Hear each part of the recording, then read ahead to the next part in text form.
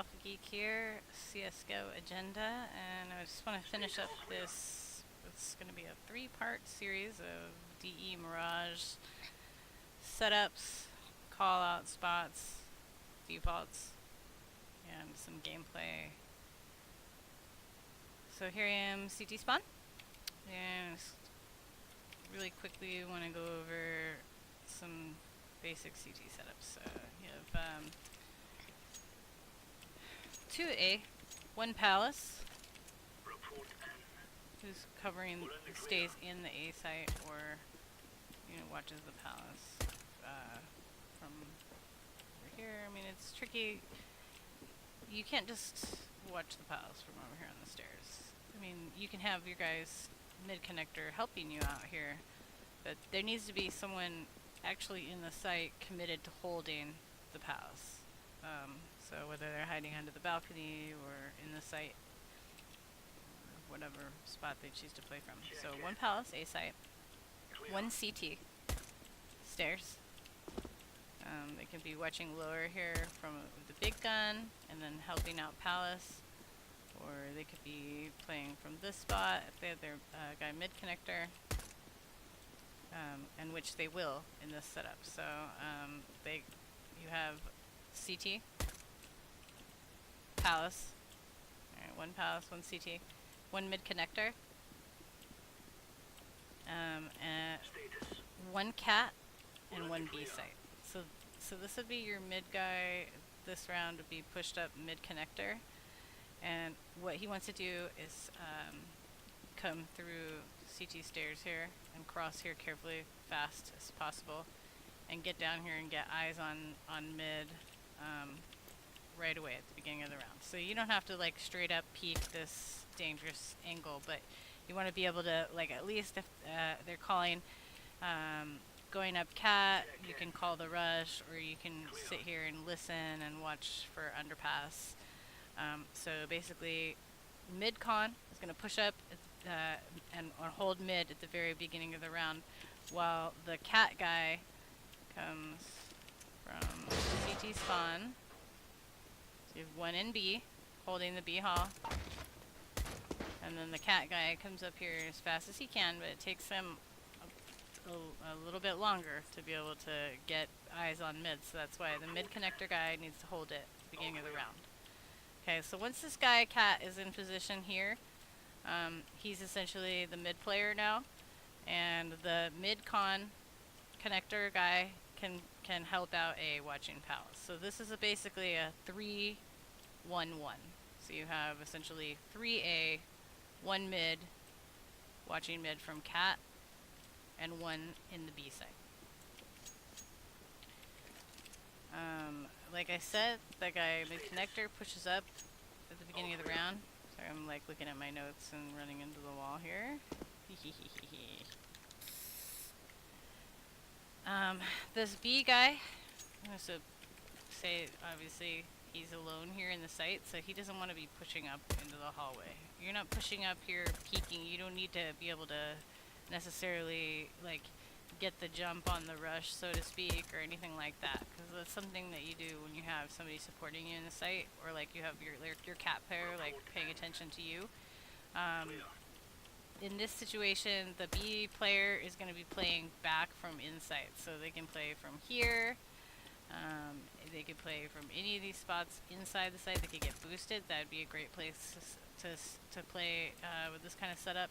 Play from here. They could play from back in the market. So essentially, basically, they're playing a passive retake B setup with this setup. 3 players at A, 1 player mid watching mid from cat, and they can get up in the ladder area. A lot of different places they can do. So it's basically the mid connector and the cat guy are working together to hold mid. So at the beginning of the round, you have 2 people watching mid. You have mid-con at the beginning of the round, and then very shortly after that, you have the cat guy. So this is you're taking a little risk getting it over to this spot. Usually, hopefully that person has a good spawn, and basically you have the cat guy over there. So the 2 players here are holding mid, right? You have a very strong mid control. Your B guys playing passive, like up in the market, and you're playing retake on B. You have 2 players holding A strong, and if you need to, you can have your mid-con guy drop mid and turn around and have instantly 3 players here at A. 2 crosshairs is stronger than 1. 3 crosshairs is stronger than 2. Just remember that, you know, especially when it comes down to like pistol rounds, because these pistols don't do as much damage, so the more crosshairs the merrier. And I just want to say a couple things more about this setup. So this is a strong A hold setup. Obviously the B guy is playing really passive, so by the time he makes a call, they're probably basically in the site and going to be planning. So how you regroup and rotate from this point is important. Rotating safe through CT spawn is really always recommended. If you are playing in a match, I would never push T-con and flank, or push pass and flank, just like never. You can drop window and go underpass to flank. That'd be a good strategy. You know, so but that's, you know, it's fine. So you assume you're doing this setup. You have your 2 guys mid, you have your guy cat, your guy passive, and your 2 guys in A. Your 2 guys A rotate safe through CT. Your guy mid connector, you know, can come down here. Your guy cat, you know, just holds on the cat, and then the guy in the B market would you know, flash and call a rotation. So that would be just like a full-blown retake scenario. And as long as you have the numbers, and people didn't get picked off peeking stupid things, then that should be actually a pretty ideal situation, because you know they're in the B site, you know they have the bomb there. You don't have to. You've narrowed down a lot of different factors. At that point, it's just really timing. So again, making really clear comms is important. And so yeah, this is 1 passive B site, retake B, strong mid control. If they're going mid every round, you should be able to, or if they're lurking mid, with these 2 people, get a crossfire. If they're going mid every round, usually you should have someone come mid window and get the pick, and that's that. So the next setup would be 1 palace holding the A site, 1 stairs mid con, not watching mid, but ready, okay? Because if you're ever on stairs here, you got to know that your mid guy, or whatever, they could be under fire, smokes and stuff. Someone can make it up mid connector. So you always want to be sort of listening, checking your mid connector. 1 palace A site, 1 stairs mid con, 1 window sniper, 2 B site. So this setup, you'd be passive on the cat. So you have one A site, 1 stairs here. So you might be. This would be probably if I'd be picking from here, or you could play. I don't know. You could play from here if you wanted to. If you were doing like a crossfire with this guy, you could get creative. But basically, you have 2 guys in A. You have 1 straight up picking mid from window. I guess this is probably the most default of defaults, is 2-1-2. But I think it's worth going over just a little bit. Spawn. Going over the gameplay for a second. So in this scenario, this is kind of like a whole different setup, because before I had no one mid window, and you have one of the B guys, cat player, holding mid, with essentially the mid player playing mid connector. Okay, so in this strategy, the mid player's playing from window, and the guy cat's not playing with the mid guy at all. The guy cat is completely passive on the cat, so he's gonna be playing with the guy at the B site. So now this guy mid window is left to communicate with the other A player, who is going to be playing around stairs or connector. pretty much want to have someone playing connector this setup because you don't have anybody CT stairs, so you're essentially kind of letting them out lower A with this setup. But you got a heavy emphasis on both mid connector and the palace. So with this setup, you have 2-1-2. They're holding the B site. You're going to get an early call if something's happened there. They may all come down mid and work through mid connector. So that's where basically your mid player is just kind of lurking around, waiting for that to happen, and then calling it to the A player so that he doesn't get shot in the back. So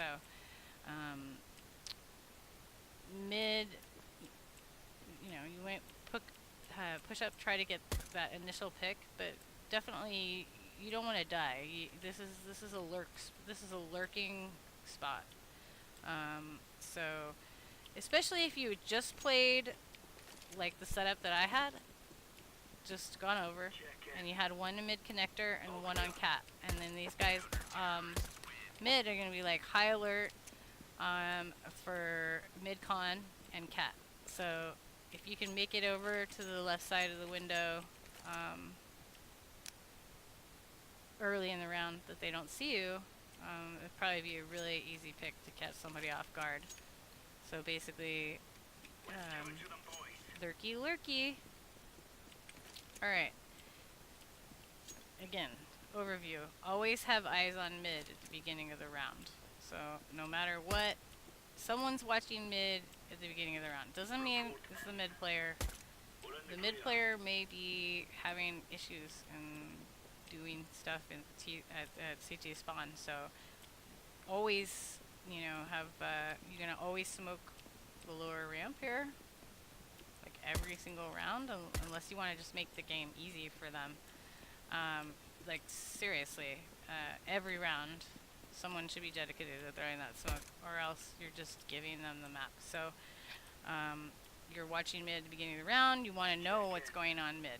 You don't necessarily need to be peeking and picking them, but like if there's 3 players mid, I want to know. So you're calling, you're spotting, calling, and falling back mid. Have 2 players ready to crossfire mid. Only 2 players. Do not over rotate. Okay, so that's a point. Is just you gotta trust your teammates. So if you know, we're doing if we're doing that setup and this guy's lurking mid window and he says there's 3 mid, I'm gonna probably coordinate with my A guy here that I'm gonna turn around over here and try to help him so that he doesn't. I mean, the guy mid window isn't really like in necessary danger if he just hides, but this mid connector guy needs to know. You know, you want to the rookie mistake would be to get your cat guy and your connector guy over here when you also have the window guy there.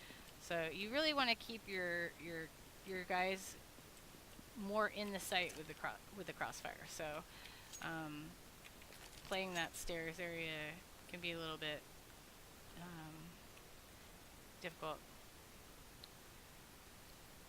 I want to just say, typically when people rush sites, they don't wait around to rush them. You know, I mean, there's obviously anything can go anytime. Anybody can call weird strats and things happen. But generally, if you know, first like 30 seconds of the round, you know, you don't hear anything or there's no nades or flashes. I'm not saying just rotate, because that doesn't, just because they're not at A doesn't necessarily mean they're at B either. They could be anywhere.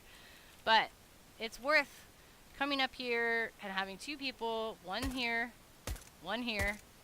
crossfire in the site, throwing a smoke down there for the first 30 seconds of the round, okay?